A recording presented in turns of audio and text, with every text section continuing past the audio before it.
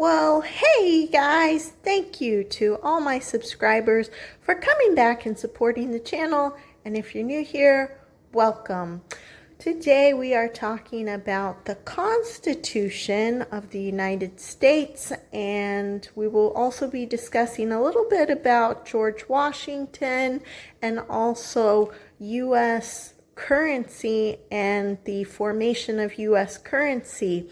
So I'm going to try to make this a short, condensed video, but no guarantees. So go ahead and grab a seat, grab a hot beverage of your choice, and let's get started.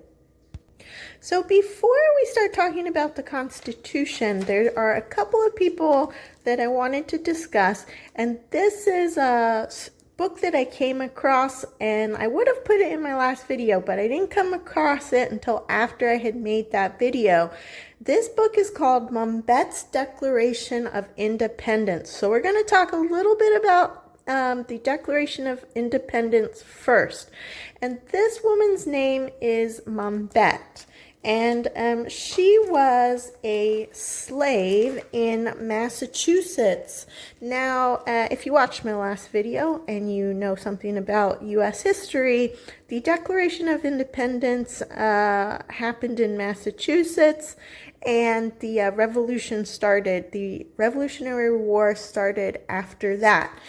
And so this book is about a woman whose name is Mumbette. They called her Betty Bet, and later children called her Mom Bet, which turned into Mumbette. But she plays a important role in history because she was the slave of a man named Colonel Ashley, and he was the richest man in a place called Berkshire County, Massachusetts.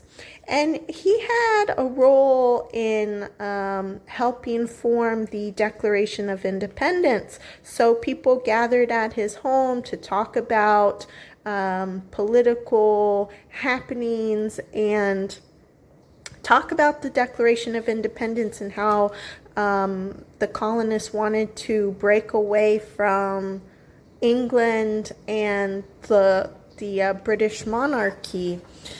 And so while she was a slave for Colonel Ashley, as you read through this book, they give off, him and especially his wife, they give off the Mr. and Mrs. Waterford vibe, if you know what I'm talking about. So if you have seen the show Handmaid's Tale, you totally know what I'm talking about. But they were not nice to Mumbette. And Mumbette was, even though other people in the colonies had slaves, she was what was considered a slave for life. And so there were different types of slaves, but she was considered a slave for life.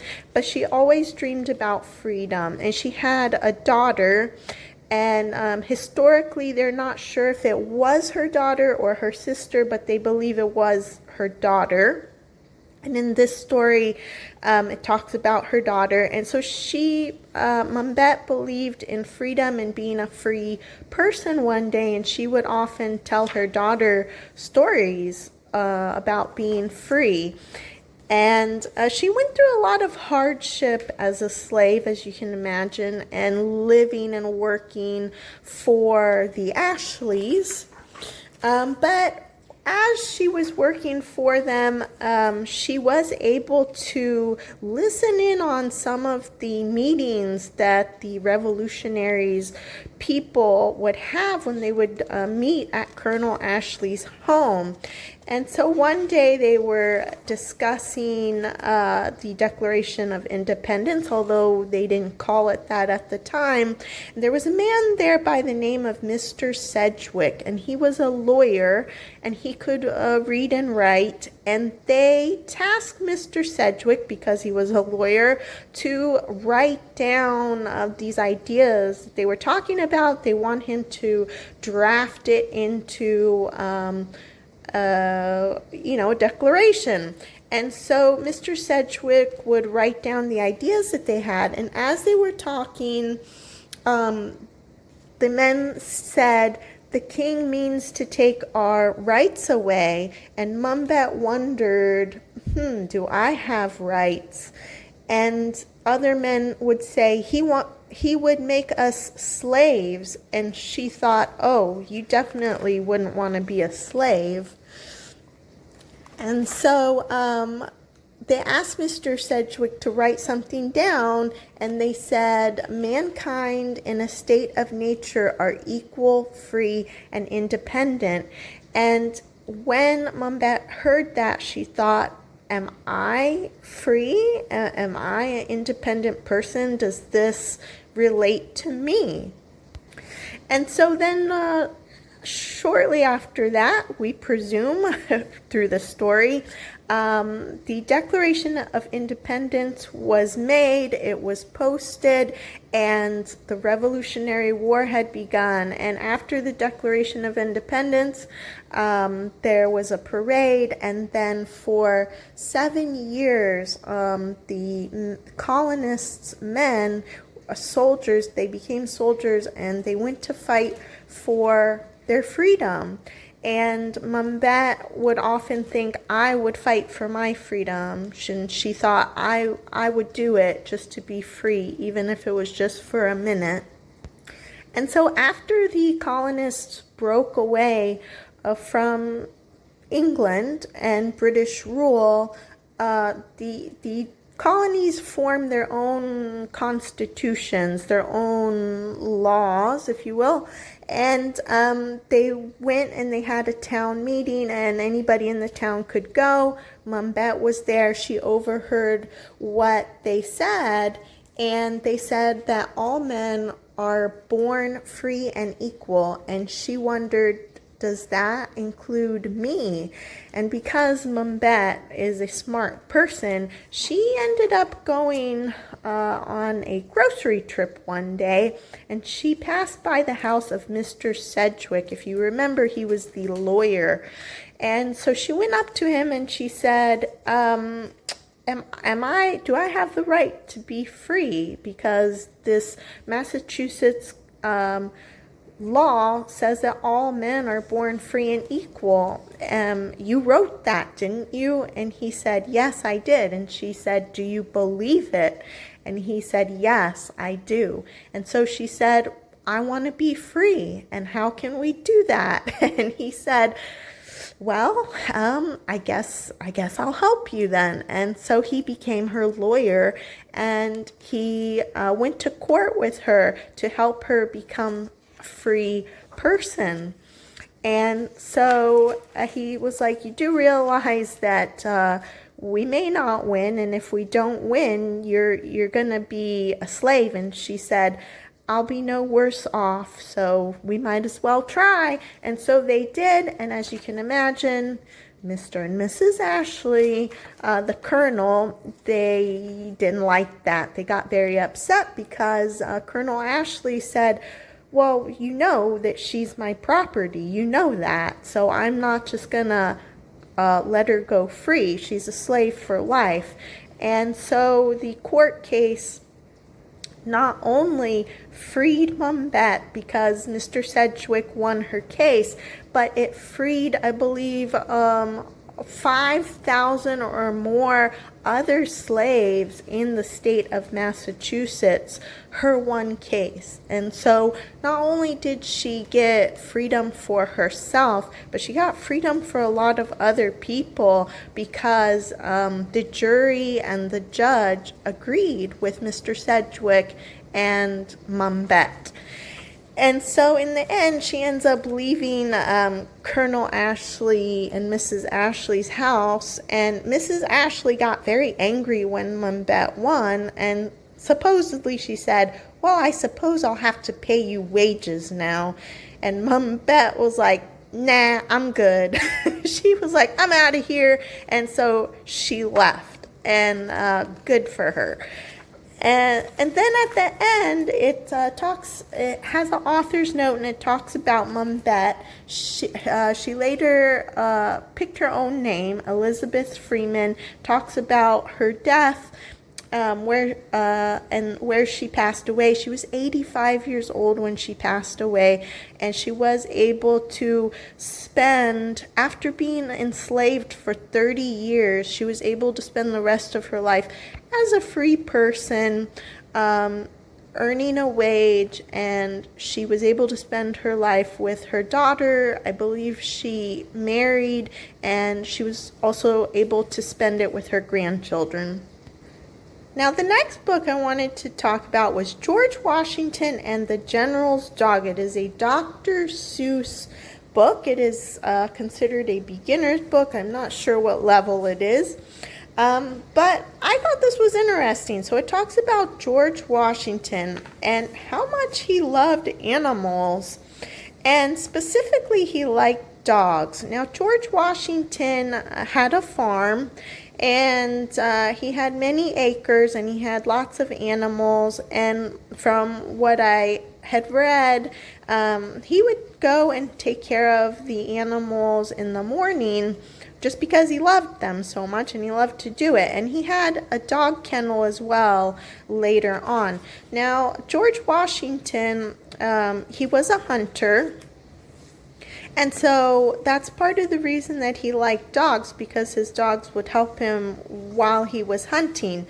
Now, what I thought was interesting about the story is that the story talks about how during the Revolutionary War, some soldiers find a dog on the battlefield, and the dog turned out to be the dog of the British general, who was in charge.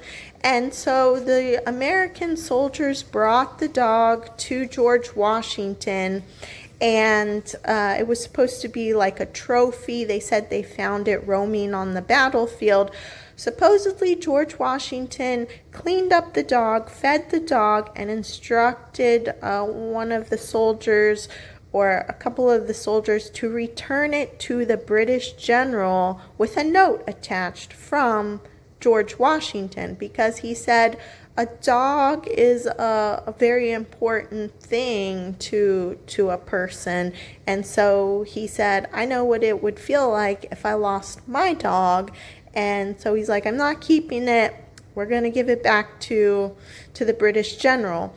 And so that is what the story is about. And so the reason that I bring up George Washington and his dog, firstly, I thought it was interesting, but secondly, this actually ties into the Constitution, which we're going to talk about in a little bit.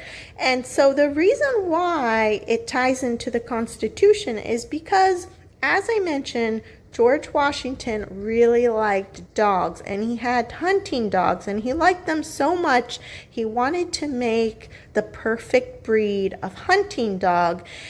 Now, one day he comes across a woman and her husband. They're somehow in the upper class. I don't remember who it was, otherwise I'd tell you guys, but I'm sure you can look it up. The story's out there. And this woman sees that George Washington is into hunting and he likes dogs, and she says, my husband likes hunting. He's part of this hunting club. Why don't you go with him? And George Washington goes to this hunting club and becomes friends and acquaintances with a lot of the people in the hunting club. Well, the folks in the hunting club are also dog lovers, and George Washington tells them that, he's looking to create this breed of dog that's going to be the most perfect hunting dog. And as time goes on with the Declaration of Independence and then moving more towards the Constitution, a lot of the influential people that were part of the hunting club, who also had sort of political ties, they vote for George Washington to become the first president of the United States. And so, I find it very interesting that the people at this hunting club were backing George Washington for president and kind of putting it out there in the colonies. And so before we move on to talking about the Constitution, something else that I thought was really interesting about George Washington, and since it is October, it's almost Halloween, any of you who have a fascination with macabre history or funeral history, you may enjoy what I'm about to say. So George Washington, I found out he had a fear of being buried alive.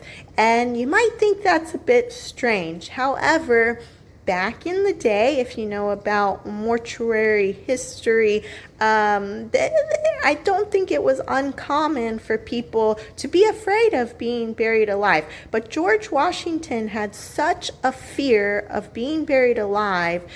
He had this fear since he was young, but he told everybody that he knew, including his wife, that he did not want to be buried until he had been announced dead for at least 3 days, and then he would be buried.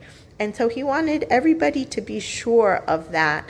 And so anyhow, back in the day, people were afraid of being buried alive, so much so that they had a job where people worked in the graveyard, and it was their job to listen for the sound of a bell. And the bells were actually bells that were hung like on a little post, and there would be a string hung from the bell onto the dead person's toe or foot or hand or something like that. And so it was thought that if the person inside of the coffin was alive, they could pull on the string, ring the bell, the person working in the graveyard would hear it, and then they would come and get him out of the coffin. And I have heard that historians and researchers had found old graves where they would open up the coffin, and the inside of the coffin had nail marks on it. So they believe that people had been buried alive, and even people, back in George Washington time, they must have heard these stories, which is why they came up with the bell ringing system. Now, don't just go by my word. Those are just things that I have heard and read about or watched on documentaries in the past. Anyhow, so George Washington was afraid of being buried alive, and one day he went out hunting, and he came back, and they had to go to a pretty important dinner meeting, and George Washington apparently was very punctual. He did not like being late, but it was said that somebody strongly advised him to take off all his wet clothes and change into some dry clothes, but he refused because he said if he were to change, then they would be late for dinner, and he didn't want to be late, and so he did not change out of his wet clothes. Now, guys, I think you can imagine who probably told him to change out of his wet clothes. My guess is it was probably his wife Martha, but it just from what I read, it just said somebody strongly advised him. Anyway, so they go to the dinner. He's in his wet clothes. He ends up, I guess getting dried off as the dinner went on. But then the following day, he comes down with a sore throat, and he gets sick, and the sore throat progresses, and so his wife Martha calls for a doctor. Back in the day, they used to have leeches, and they would put leeches on people to draw blood because they thought that by bleeding people in this way, that it would help a person get better, get rid of whatever sickness or illness that they had. And so they did that, but he wasn't getting better. And so after a few hours, they called for another doctor to come because he was getting worse. And the throat infection went down farther. He sounds like he got pneumonia or a cough of some sort. So they called for a second doctor. Second doctor comes, does the same thing with the leeches. And while the second doctor's there, they're calling for a third doctor to come. And George Washington was like, I don't think I'm going to make it. And he's talking to his wife. And unfortunately, George Washington does pass away. And I believe he passes away before the third doctor is able to arrive. And so, anyway, I say all that just because I thought it was an interesting story. And when I read that, I told my husband, this is why you have to change out of wet clothes because, this happens. And so my husband was rolling his eyes. And so one final note about George Washington, I mentioned this in my previous video, but if you didn't watch that, there is a book by David Adler, I believe it's called The Picture Book of George Washington, and David Adler does a series of historical books, and they're all called A Picture Book of whoever you want to learn about. And so David Adler's book is just like a basic overview of George Washington and how he becomes the first president. So if you're looking for another book on George Washington, I do recommend that one. Okay, and so finally we get to the Constitution. So this book is called A More Perfect Union, The Story of Our Constitution by Betsy and Julio Maestro. And if you've seen some of my other videos, I do have other books by Betsy and Julio Maestro. I think they do a nice job at writing. So this book talks about the creation of the U.S. Constitution. So the Declaration of Independence was put out in 1776, and then about 10 to 12 years later, a bunch of delegates arrive in Philadelphia, 55, I believe, and they are working on the U.S. Constitution. So what happens after the Declaration of Independence is the Revolutionary War. The colonies break away from Britain, but even though they're free from British rule, the colonies have to, manage their own stuff. And some of the colonies aren't getting along with each other, and that was a problem. So in order for the colonies to get along better, the delegates got together. They're like, what can we do? We think we need a nation of laws, so we think we need to draft up a constitution.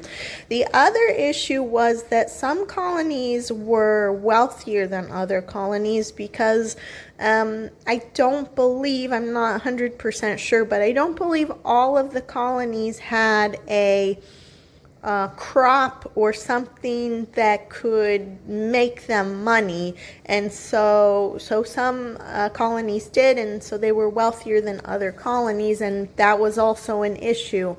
And so these delegates arrive from the different colonies in Philadelphia, and I just wanted to mention that all of the people who went to Philadelphia, they were all men, and they were all of high status.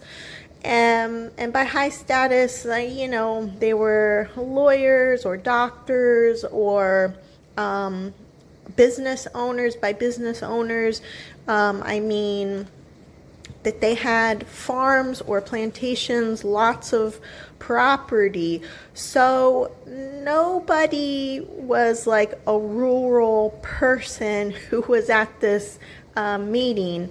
And George Washington He was a farmer, so people might say, well, George Washington was a farmer and he was there.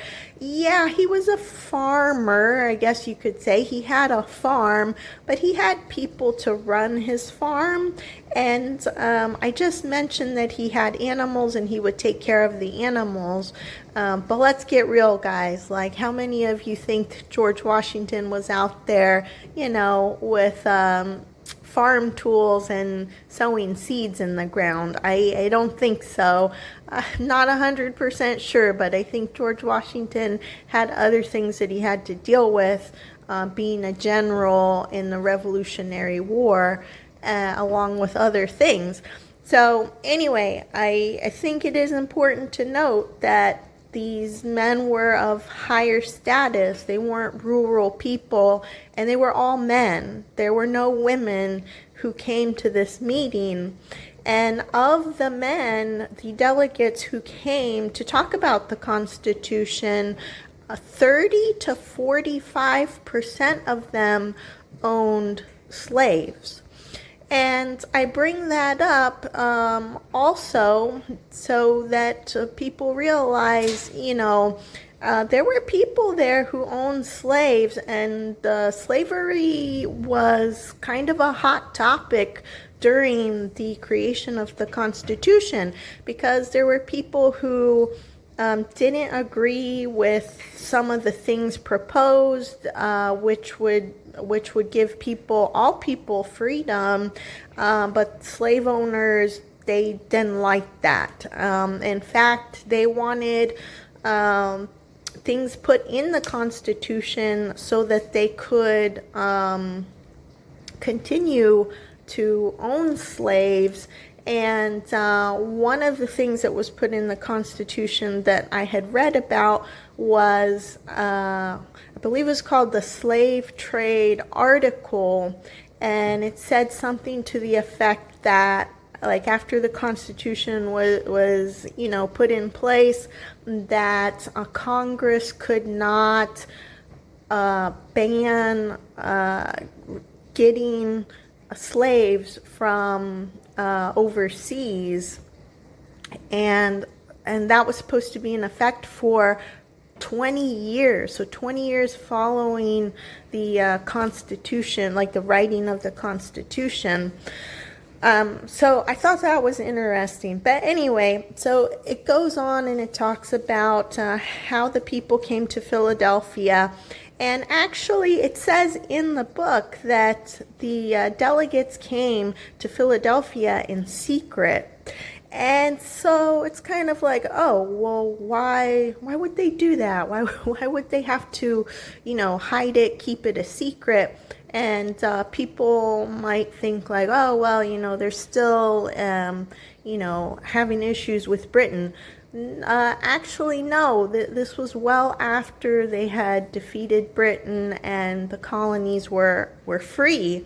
But they were keeping it a secret, possibly because there were other people in the colonies who were, revolutionaries, and there was some talk. They were not happy because they heard like that a group of people wanted to create a constitution and a land of laws and have a president, and these revolutionary people they were against it. They were like, well, how is that any different than being ruled by the monarchy of Britain if this new government wants to tax us? And so that, I believe that's why they wanted to kind of keep it under wraps, just in case, there was any trouble. And so they get to Philadelphia, and Ben Franklin was there. And I believe Ben Franklin was actually the oldest person to sign the Constitution. I think he was in his 80s when he signed it. And George Washington was there as well. And it talks about how the delegates, argued amongst themselves, but discussed things. And eventually They came to a resolution, and people agreed to the Constitution. Now, there were people who did not agree at all. I say they came to a resolution because the majority of them agreed, but there were definitely people who did not agree, and in fact, they left early because they didn't agree with the Constitution. And so the 55 people who were left and who signed it, obviously they agreed,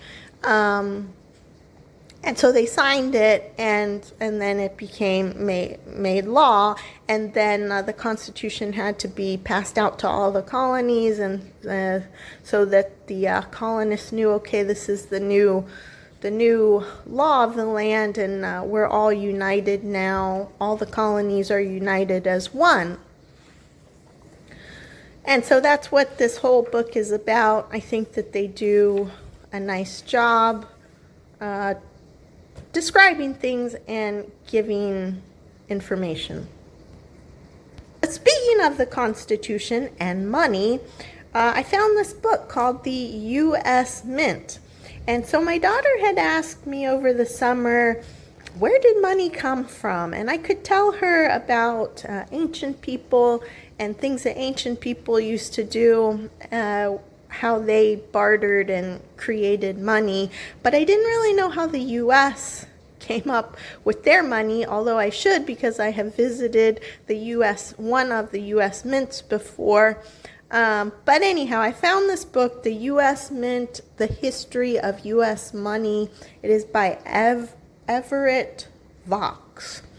So this is just one book, but it talks about the Constitution in the very beginning. And so to continue on, what happened was with the Constitution, I mentioned the delegates wanted the colonies to come together, unite together. It would be more beneficial for everyone. However, in the beginning, people in the colonies, they were using money, currency from many different places, different countries. They were probably even still like trading and bartering. And the U.S. Constitution made it so that everybody used one currency. It was a new currency, a special currency, the currency of the United States. And so the government, after the U.S. Constitution laid out how it was going to work and how the money would be created, the government created something called the U.S. Mint, and they also had the U.S. Treasury. And so the U.S. Mint makes coins, but it does not make paper money, at least not now. I was unclear if the mint was making coins and paper money back in the early days. They were definitely making coins, but anyhow, so it continues on, and it talks about the Coinage Act and how the Coinage Act made it so that everybody used one currency, the United States currency that we have today and we had back then. Talks about the very first mint, which was in Pennsylvania, and they called it the Old Mint or Ye Old Mint. And there's more than one mint now, and there's one in California, there's one in Colorado, there's one in Washington, D.C., there's one in Pennsylvania. I think there's one or two more. I did go to the mint in Philadelphia a long time ago, and so that was very interesting to see how the coins were produced. I tried to go to the one in Colorado a few years back, but that one was closed down. And it talks about how early U.S. coins were made of gold and silver, and then later coins were made out of copper, like the penny, and zinc, and other metals or combination of metals and alloys. And then it shows you some pictures of early U.S. coins. It talks about how some coins are very valuable, and it talks about how money is destroyed or taken out of circulation, I should say, because the mint doesn't want to have too much money out, floating around in the U.S., so they kind of help balance how much money is in circulation. And so it talks about how coins will be melted down. And one interesting thing it said was coins are kept in circulation a lot longer than paper money. I think they said coins are kept in circulation for 30 years. And then it also says that the U.S. Mint has other jobs that they do. So they make commemorative coins. They also make medals to give to people. And yeah, it was just kind of interesting, an interesting book. My daughter found it interesting as well. And at the end, you can kind of talk about starting your own coin collection if your kids might think that that's a fun thing to do. And so the last book I want to leave you with is Tulip Sees America. It's a book by Cynthia Rylant and Lisa DeZimini. There you go. And we like Cynthia Rylant. I think she makes excellent books. And this one was really cute. It's about a little boy who grows up, and his family never travels through the United States. He just stays at home with his family. But he said he knew he was different. And when he grew up, he wanted to see all of the United States. And so he buys a car and he takes his dog Tulip with him, and he goes on this voyage to go travel through all the different states. And it goes through the different states that he travels through and some of the unique things that he finds on his travel. And so each state he tells you one unique thing, which I love. And it's goes through Ohio and Nebraska and Wyoming, and then he ends up in Oregon. And when he ends up in Oregon, he just likes it so much, and his little dog Tulip likes it so much. Oh, here's Colorado. He goes through Colorado, but him and his little dog like Oregon so much because it had beaches there that he ends up staying there. And the book is actually a true story about Cynthia Rylant, the author, and how she traveled with her sons and her 2 dogs, and they traveled to Oregon, and that's how she ended up in Oregon and living in Oregon, because when she made it to Oregon, she just said it was so beautiful, they just never left. And I thought that was a sweet story and a nice way to talk about geography. So I'm going to leave you with this book. I hope that you guys like this video book list, and I hope that you can incorporate some of these books into your learning, and I will see you in the next video.